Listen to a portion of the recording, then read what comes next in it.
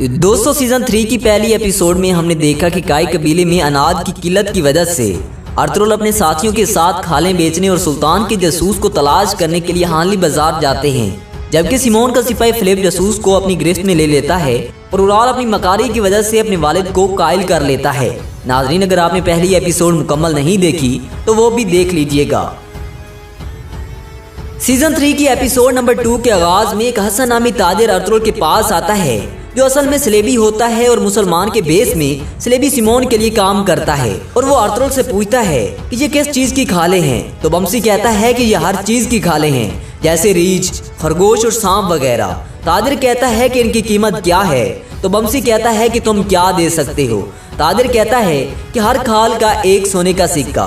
तो इस पर असलान खातून ताजिर से कहती हैं कि कभी शिकार किया है। ताजिर कहता है कि नहीं, मैंने कभी शिकार नहीं किया।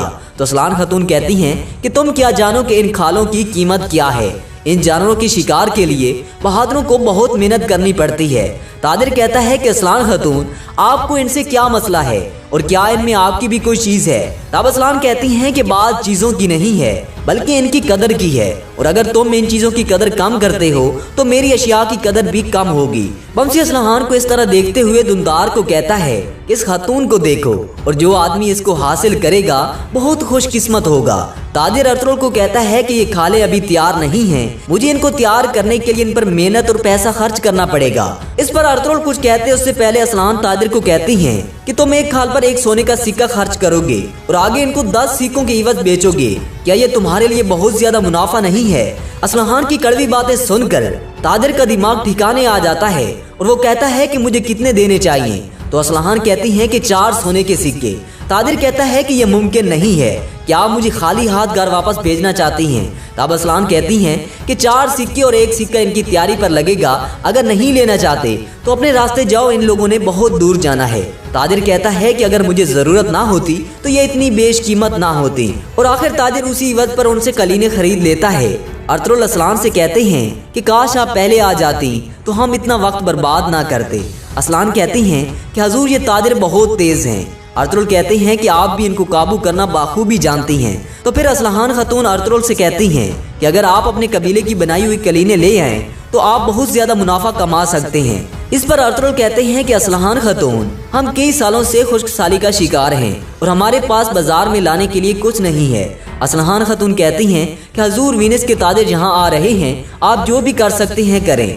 अर्तुगरुल पूछता है कि वो ताजिर कब आ रहे हैं। असलहान कहती हैं कि वो बहुत जल्द यहाँ होंगे। अर्तुगरुल असलान से कहता है कि मैं आपका ये एहसान कभी नहीं भूलूंगा। इसके बाद हाली बाजार में सिमोन का एक सिपाही 2 बूढ़े गुलामों को बेचने के लिए आवाजें लगा रहा होता है कि उराल वहाँ पर आता है और अपने वालिद से हुई बेइज्जती को याद करते हुए गुस्से में पागल होता है और उन मजलूमों को 5 सिक्कों से खरीद कर उन पर अपना गुस्सा निकालते हुए एक बूढ़े को कहता है कि भागो, अगर तुम मेरे तीर से बच गए तो आजाद हो। तो ये सुनकर बूढ़ा गुलाम अपनी जान बचाने के लिए भागता है कि उराल पीछे से तीर छोड़ देता है जो उसकी गर्दन से आर पार हो जाता है। तो उसी वक्त असलान और अर्तुगरुल वहां पहुंचकर उस बूढ़े गुलाम को गिरते हुए थाम लेते हैं, लेकिन वो जान की बाजी हार जाता है। तो अर्तुगरुल बहुत गुस्से से उराल की तरफ देखते हैं। असलान उराल के पास जाकर उसको कहती है कि तुम क्या समझकर ये कर रहे हो, ये हद हो गई है। उराल असलान को धमाचा मारकर साइड पे कर देता है और दूसरे गुलाम को भगाते हुए जैसे ही तीर का निशाना लगाता है तो असलान खातून सामने आ जाती हैं। तो उराल कहता है कि सामने से हट जाओ, लेकिन असलान खातून नहीं हटती। तो उराल एक साइड से तीर छोड़ देता है, लेकिन उससे पहले कि वो तीर गुलाम को लगता, अर्तुगरुल उस गुलाम को सामने से हटाकर तीर को अपने खंजर से काट देते हैं। ये देखकर उराल आग बगोला होता है। अर्तुगरुल उस बूढ़े गुलाम से पूछता है कि उसने आपकी क्या कीमत लगाई है। तो गुलाम कहता है कि 5 सिक्के। अर्तुगरुल गुलाम को कहता है कि मेरे साथ आओ। गुलाम कहता है कि उराल मुझे मार देगा। अर्तुगरुल कहता है कि जब तक मैं तुम्हारे साथ हूँ किसी की इतनी जुर्रत नहीं है कि तुम्हें हाथ लगाए। अर्तुगरुल उस गुलाम को लेकर उराल और उस गुलाम फरोश के पास जाता है और दुनदार से कहता है कि इस गुलाम फरोश को 5 सोने के सिक्के दो। ये सुनकर उराल कहता है कि अर्तुगरुल साहब, मैं इस गुलाम को खरीद चुका हूँ। तो अर्तुगरुल कहते हैं कि उराल, आप इसे मुझे बेच दें। जबकि दूसरी तरफ हानी बाजार के तय खाने में सलेबी सिमोन अर्तुगरुल के साथ मिलने वाले सुल्तान अलाउद्दीन के जासूस पर बहुत जुल्म कर रहा होता है। और उससे पूछता है कि तुम किससे मिलने आए थे, लेकिन वो जासूस उसे कुछ नहीं बताता। तो इस पर सिमोन अपने सिपाही से कहता है कि इसे गुलाम फरोश के हवाले कर दो और उसे कह दो कि हाली बाजार में सबके सामने इसको लटका दे। ये जिसके पास मिलने आया है वो इसे जरूर बचाएगा। तो उसी दौरान सिमोन का एक सिपाही उसे आकर कहता है कि बाजार में कुछ हुआ है, आप वहाँ आए। इसके बाद सिमोन बाजार की तरफ चला जाता है। अर्तुगरुल उराल से पूछता है कि आप इस गुलाम की कितनी कीमत लेंगे। तो ये सुनकर उराल कहता है कि मैं इस गुलाम के 10 सोने के सिक्के मांगता हूँ। तो अर्तुगरुल दुंदार को कहता है कि 10 सोने के सिक्के दे दो। तो दुंदार 10 सोने के सिक्के निकाल कर उराल के पाँव में फेंक देता है, जिससे उराल को बहुत गुस्सा आता है। तो दुंदार की तरफ बढ़ता है। तो असलान कहती हैं कि भाई आप बस कर दें, अपने गुस्से को काबू में रखें। तो उराल अपने सिपाही के साथ वहाँ से चला जाता है। तो उसी दौरान सिमोन अर्तुगरुल से कहता है कि मैं आप जैसे शख्स के साथ रात का खाना खाना चाहता हूँ। तो अर्तुगरुल अपने सिपाहियों समेत उसकी दावत को कबूल करते हैं। अर्तुगरुल और उसके साथी सिमोन के साथ कारवां सराय जाते हैं।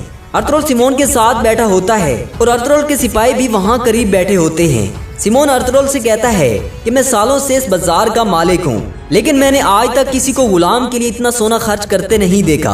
तो जवाबन अर्तुगरुल कहता है कि मैं सालों से सफर कर रहा हूँ, लेकिन मैंने आज तक पहली दफा किसी को शुगल के लिए मरते देखा है। तो सिमोन कहता है कि आपके दीनी भाई उराल ने रहम नहीं सीखा।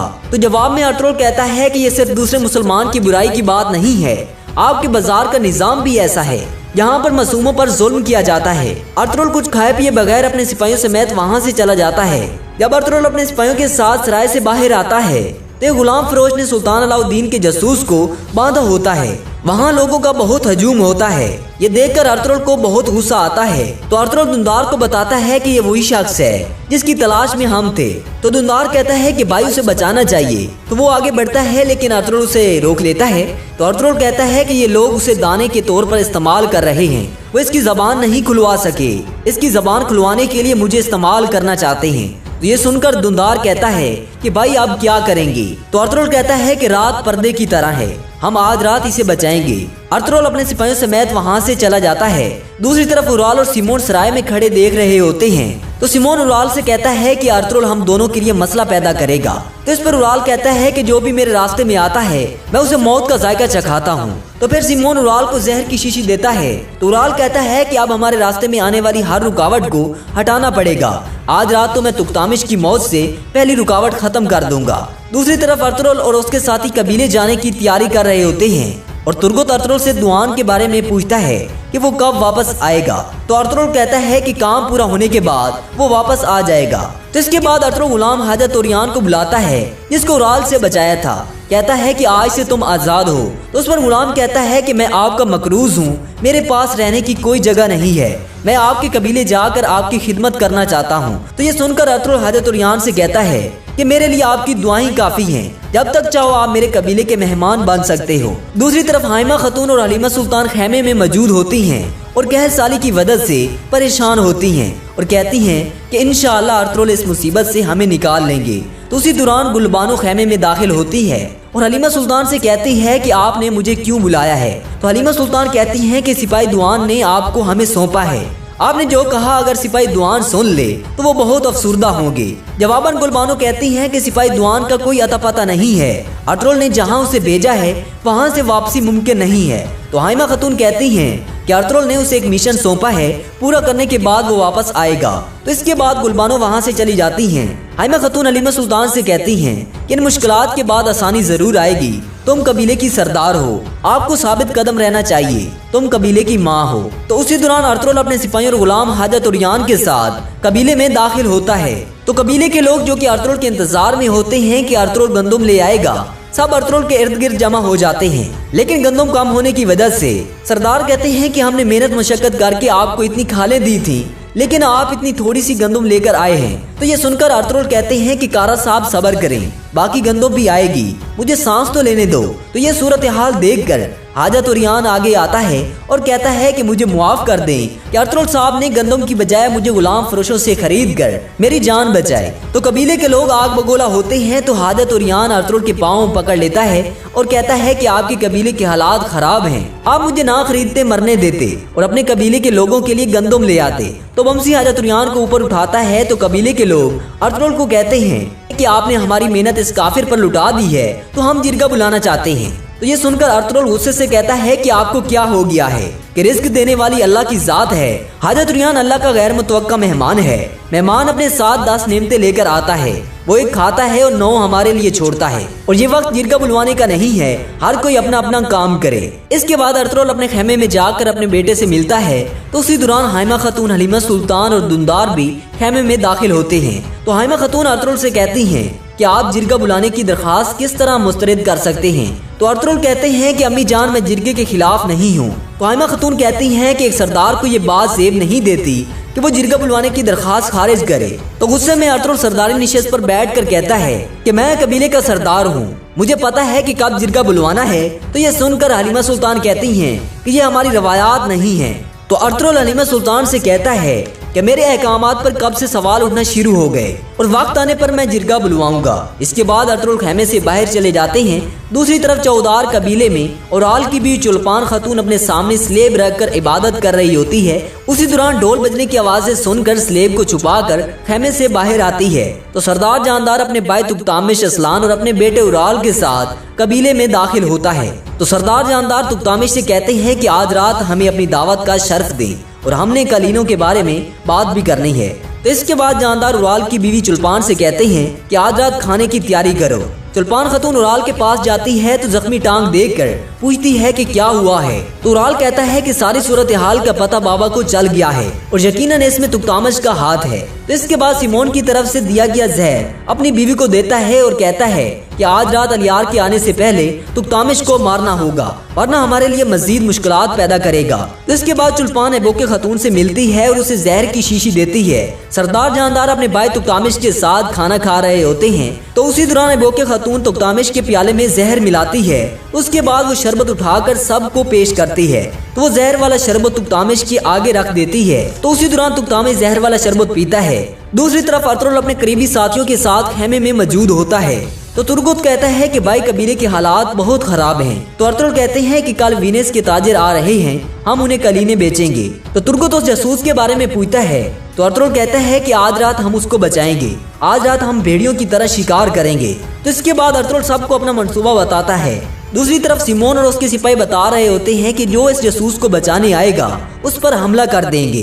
तो इसके बाद अर्तुगरुल और उसके साथी उस जासूस को बचाने के लिए अपना भेष बदलते हैं और भेड़ियों जैसी खाले पहन लेते हैं। तो अर्तुगरुल कहता है कि जंग हमारी है, फतह अल्लाह की है। चौदार कबीले में सरदार जानदार अपनी बेटी को परेशान देखकर पूछते हैं कि असलान आप क्यों परेशान हैं।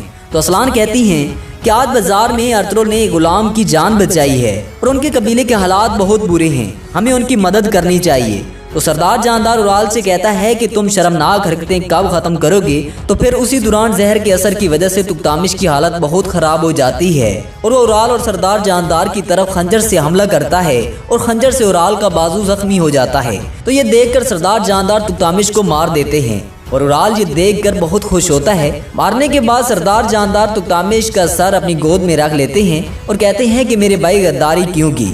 दूसरी तरफ सुल्तान का जासूस आनली बाजार में बांधा हुआ होता है। जब अर्तुगरुल का सिपाही उस जासूस को खोलने जाता है तो उसी दौरान सिमोन के सिपाही उसे घेर लेते हैं। तो अर्तुगरुल अपने सिपाहियों के साथ उन पर हमला कर देता है। सिमोन छुप कर ये सब कुछ देख रहा होता है। जब उसके सारे सिपाही मारे जाते हैं तो उसी दौरान सराय से सिमोन की बहन मारिया सुल्तान अलाउद्दीन के जासूस को तीर मारती है। जब वो दूसरा तीर भी मारने लगती है तो अर्तुगरुल सामने आ जाते हैं और तीर अर्तुगरुल को लग जाता है।